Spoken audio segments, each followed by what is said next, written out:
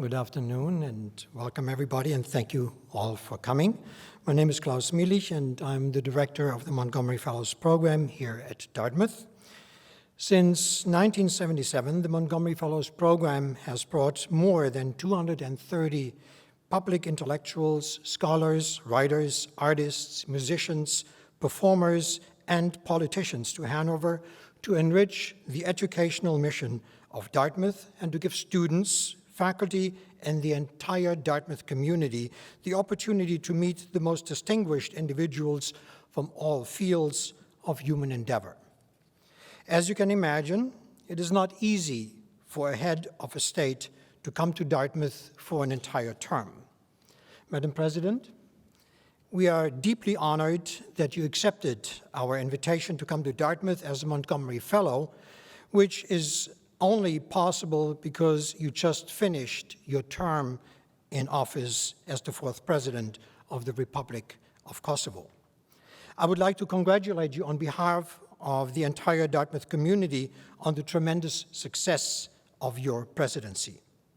As many of you know, this is not President Jahjaga's first visit to Dartmouth. In March 2012, she came to Dartmouth to honor former Dean of the Medical School, Professor James Strickler, with the Humanitarian Medal of Mother Teresa for initiating the long-standing friendship between the Republic of Kosovo and Dartmouth College.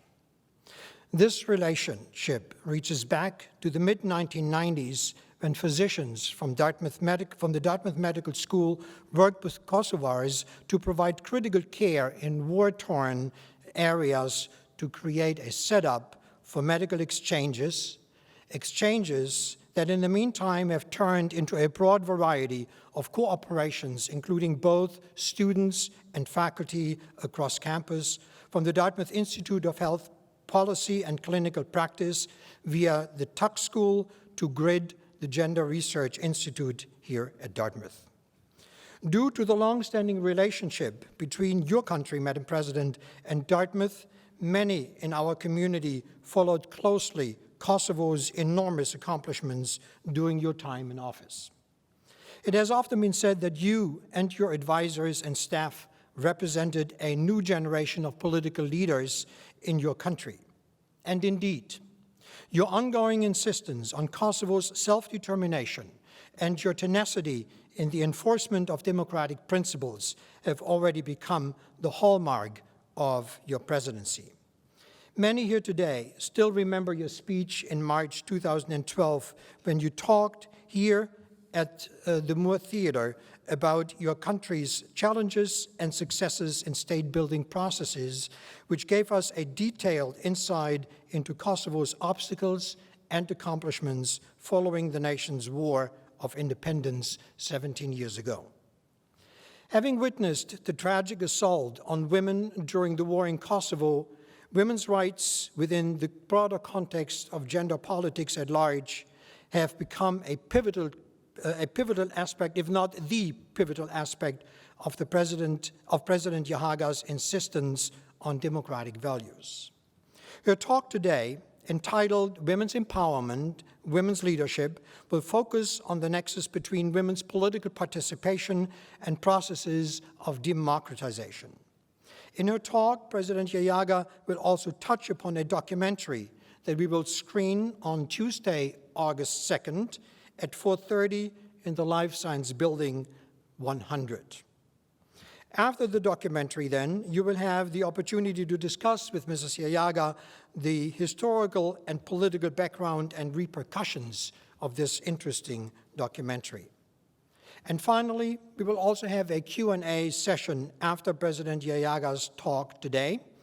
And now, please join me in welcoming President Jahjaga. Thank you very much.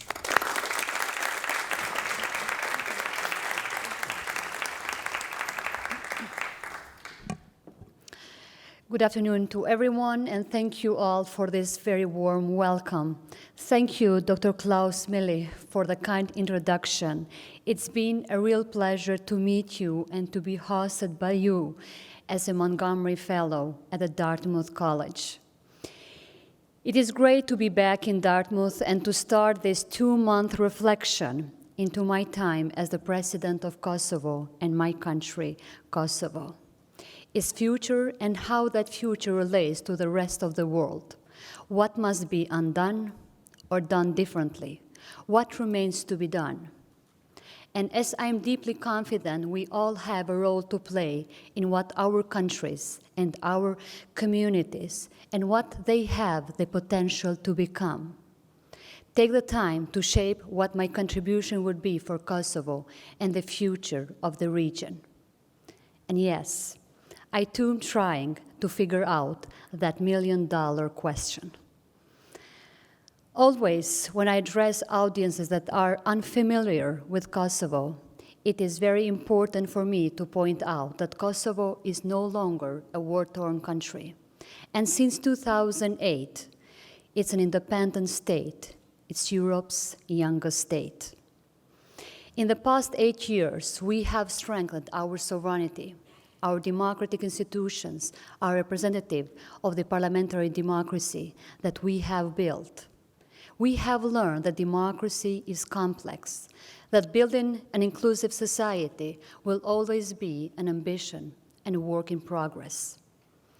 We are learning again how to live together and to find strength in our ethnical and religious diversity. We still struggle to create an open economy with fair competition and free of corruption. Some have become jaded, as we are still short of fulfilling the promises of prosperity, of social and economic mobility. We want Kosovo's younger generation to stay in Kosovo and build their country. There have been many positive changes, at times numerous setbacks. We have learned from mistakes, we have matured, and we have come a long way. We have triumphed, we have fallen, we have shown tremendous resilience. One of those positive aspects that I am confident has created direct and indirect lasting impact has been the election of the first woman president, a position I was honored and privileged to hold for 5 years. I once heard a joke that said, if women ruled the world, there would be no wars, just a bunch of jealous countries not talking to each other. But I must say that this is absolutely not true. As a leader myself, while I was a president of Kosovo, I had the privilege to create some of the strongest relationships with countries and leaders. I built new avenues of cooperation and to find common ground. This held true for men and women alike, though when in politics, I found support, especially among women leaders. That support was not just political, it was often nurtured on the basis of our shared belief that we had to lead by an example, that we had to have a lasting impact in making sure that our societies and the world in its entirety is more equal and more just, that many women had blazed the trail so that we could lastly reach to the top, and that our unique position to lead our nations, our communities, and our businesses would always remind us of the hard work we need to put in every day to ensure inclusiveness and equality. Today, these magnificent women remain my closest friends. And speaking as a friend, hopefully the United States will make a smart decision in the presidential elections. So, as you can tell, it's important for me to highlight the challenges and the obstacles I faced as a woman who became the first woman president of Europe's youngest state.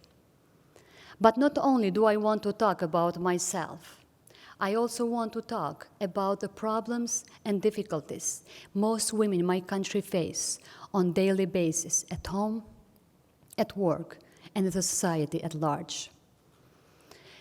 As in most societies, the difference between men and women in Kosovo is slightly in favor of men, by slightly less than 1% to be exact. This demographic proportion does, however, not reflect the same reality when it comes up to power and leadership.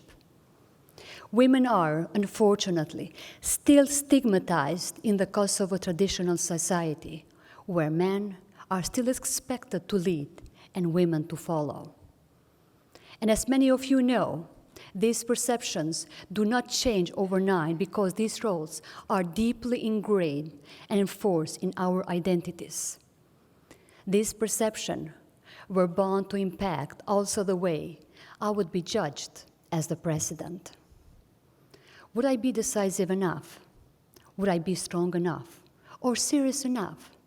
So on top of my constitutional duties in a parliamentary system, where the president holds the powers of checks and balances, but also exercises executive roles in foreign policy and national security, yet has to perform her duties, free of political interference and act as the country's unifying figure, I also had to shed away the misconceptions about women in positions of power.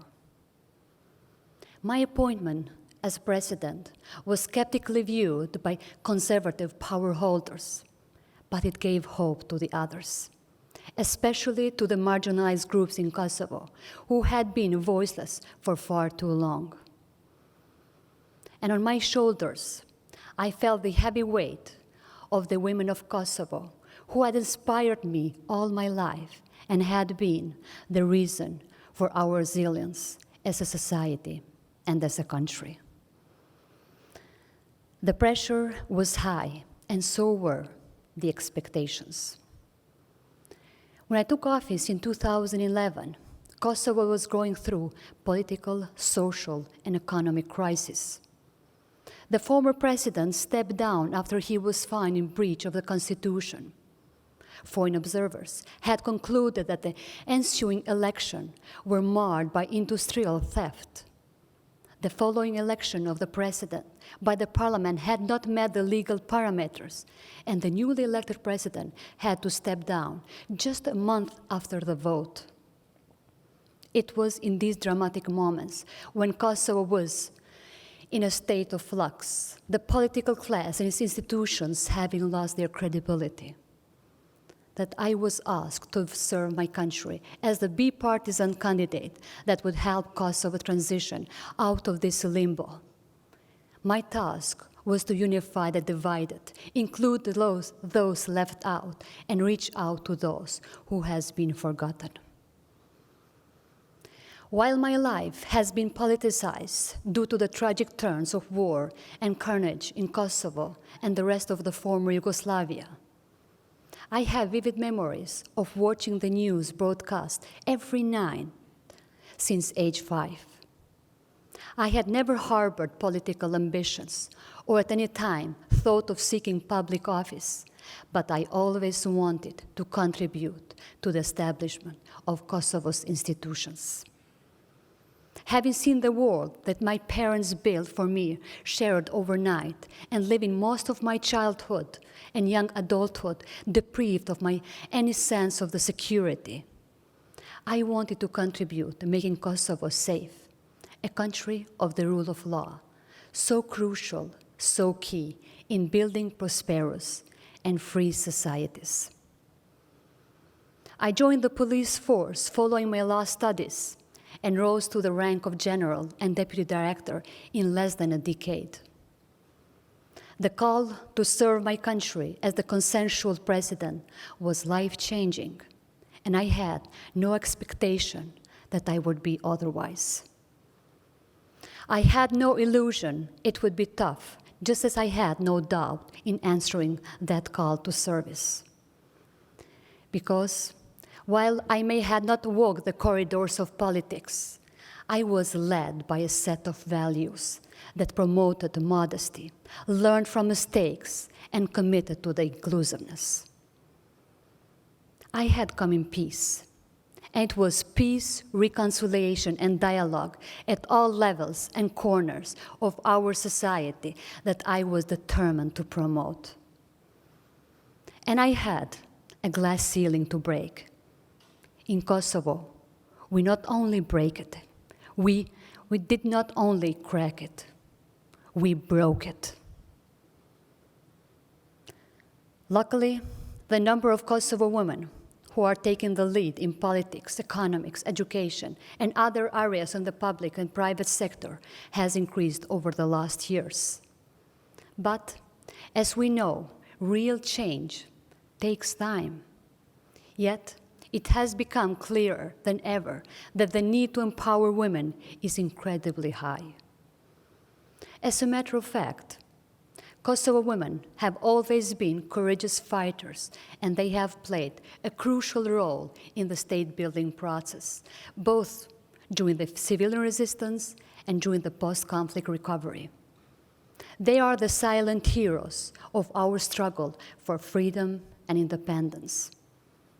During the Serbian regime, marked by repression, isolation, and serious violation of human rights, women stood up against injustice, while thousands of Albanian men were beaten up, tortured, and imprisoned.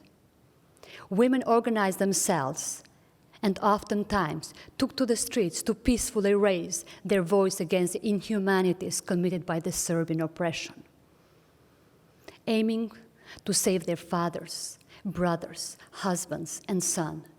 Women took it upon themselves to do the job that men traditionally had done in Kosovo society. Their vigorous determination for resistance continued also during the late 90s, when many Kosovo women did not hesitate to stand at the front line of the war. Those who remained home zealously protected the soil of their families, the home of their sons and daughters, standing fearlessly ready to sacrifice their lives for the generations to come. Their steady determination, however, was responded to with remorseful violence, crime, and destruction committed on the Albanians by the Serbian military. The patriarchal mentality of Serbs mixed with the brutal urge for the ethnic cleansing of Albanians influenced the nature of crimes that were committed to the Kosovo people. While men were tortured to death or killed in order to eliminate the providers of the family, women were mainly beaten up and raped in order to dishonor them in front of their families and their neighbors. Thousands of women were raped during the Kosovo War. Hundreds of men were also sexually abused. To this day, we do not know the exact number, but we rely on data provided by experts that put this number at 20,000.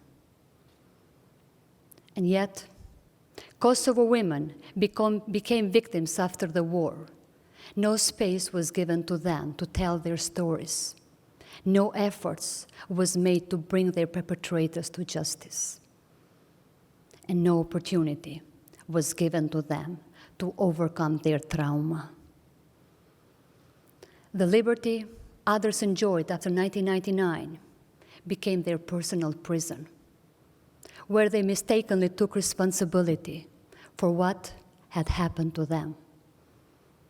So there is a lot more than meets the eye.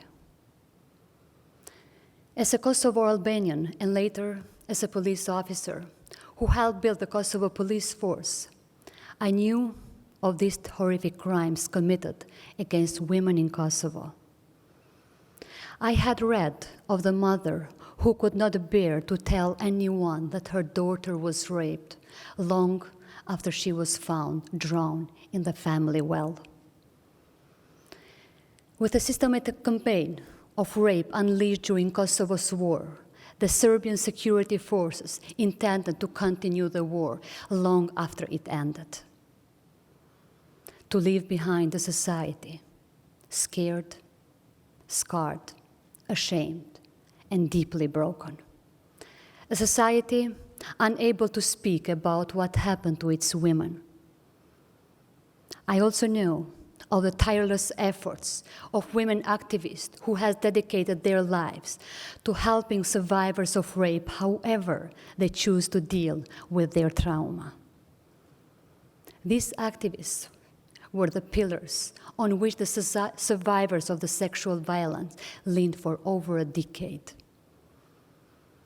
In the chaotic aftermath of the war, and in the absence of justice for survivors, most of them opted for the complete silence. Some who decided to come forward to their family members were abandoned by them due to the stigma that rape carries in Kosovo, though Kosovo is not unique in this. International prosecutors have documented the war crime and crimes against humanity committed by Serbian forces in Kosovo. They have tried the perpetrators, but there has been no trial for perpetrators of rape, not at the Hague Tribunal, not in Kosovo, even though Kosovo was administered by the United Nations. Survivors rarely came forward to speak of the horrors exercised on them. And Kosovo society would just not talk about it, in part because for many years we did not know how to handle it. And when courts, local and international, failed to secure justice for 15 years, I made a pledge that the country we created, for which they had suffered so much, would no longer fail them. How could we? How could we fail the 36-year-old who was held prisoner for 6 months during the wartime? She was gang raped every night systematically for 182 days in front of her 4 children. She was beaten until every tooth in her mouth was broken. She was impregnated by one of her rapists. Left with no other choice, she forced abortion for herself, drinking cleaning chemicals and hoping she, too, will die. When the war was over, the Serbian soldiers that held her captive were ordered to move out of that place. And before leaving, they raped her 8-year-old daughter. She witnessed even this terror. She was helpless, left all alone. To this day, she doesn't speak publicly about what happened to her. How could we live in a society where victims of wartime rape are so ashamed that they hide their face and their identity? From who is she afraid to speak openly for the terror that she witnessed and was a part of? She felt ashamed for a crime she did not commit. Covered in shame, she and 1,000 victims of the sexual violence became silent. Their silence became an invisible harm to our society because by neglecting the war crime cases, rape survivors, we neglected our history. By playing deaf, we neglected our right to demand justice. By lacking willingness to understand what the rape survivors went through, we neglected the chance to tell the world that what Serbia did in Kosovo. And most importantly, by overlooking rape as a tool of war, we excluded a sizable part of our society and did not acknowledge their suffering. They found no peace. We found no peace. I found no peace. Appalled by the economic hardships, social exclusion, and further victimization of survivors of rape, in 2012, I decided to commit to their cause. I started to campaign on their behalf. I supported their legal status as civilian victims of the war. I established the National Council for the Survivors of the Wartime Rape to address access to justice and health care, as well as economic empowerment for the victims. Together with women activists who had worked on providing the day-to-day help to the rape victims and women MPs, we advocated strongly to offer them legal protection. Our concerted action led to the creation of the Government Commission that will verify the rape survivors with a full discretion and offer to them the much-needed access. And this issue has become very personal to me. At the initiative of the Kosovo-born artist Alketa Jaffa and New York producer Ana Di Lelio, and the backing of my office, we collected 5,000 skirts displayed in the football stadium of Pristina in honor of the thousands of survivors of the wartime rape. Those skirts came from the people of Kosovo. For a month, women and men throughout the country donated skirts in solidarity with the survivors. Many people, including survivors, shared dresses they wore on the special occasions. A skirt worn at the brother's wedding, a dress member of the parliament wore the day she signed the Independence Declaration. But they were also dresses of the sad occasion. A gown of a marriage that fell apart because of the rape. A skirt worn on the day of the rape with an inscription. This skirt conceals an horrific story. It also bears the date of the rape. They were hung on the capital's football stadium to show the magnitude of this form of torture and to recognize that the shame did not fall upon the victims, but to the perpetrators of this horrendous crime. They also symbolically blurred the line. Rape could have happened to any of us during the war. Former fighters, singers, members of the parliament, ministers, and thousands of ordinary people joined to symbolically tell them that they were not alone. And today, I am very much still involved on this issue. I continue to personally meet women who were raped during the war. I encourage them to come forward with their untold stories, and I will continue to do so, because that is what they have been waiting for a decade now. A hand that can reach out to them, an ear they can talk to, and a voice that can speak through.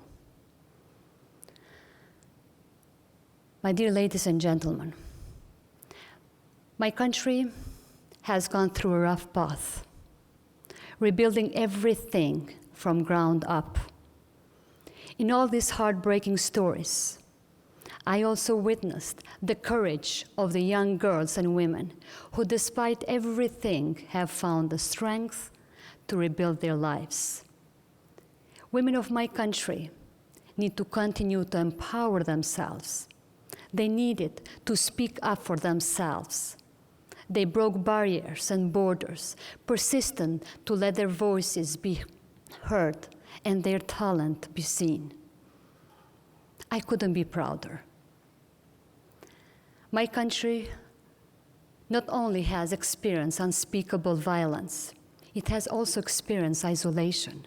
But today, these women, their daughters, are the most vocal ambassadors that we have. There is an unbeatable Majlinda Kelmendi, the judo world champion from Kosovo, that proudly represents her country and holds its flag in every match. They are powerful singers, which are powerfully entering the international scene of music. And a fun fact, did you know that Rita Ora is a Kosovar? And so is the singer of the famous summer hit Bon Bon, who is dominating charts worldwide. Our visual artists, actors, painters, and filmmakers, which are opening the doors of the most famous galleries, theaters, and cinemas to show their art, knowing no boundaries. And also, Kosovo women lawmakers are the ones that show that women are capable of governing the daily politics. Although, with only 30% participation, they are often more vocal and far more constructive, and dare I say, than 70% of the men in the parliament. And before I conclude, my ladies and gentlemen, I want to leave you with some final thoughts. Our societies are changing, and we have to become reflections of the diversities they represent. We haven't figured it all out in Kosovo. In fact, we are far from it. But we have made a leap forward. For one, we have extended our table and have added more chairs to it to include all those who have been left out for way too long. I thank you very much for your attention, and I look very much forward to our further conversation.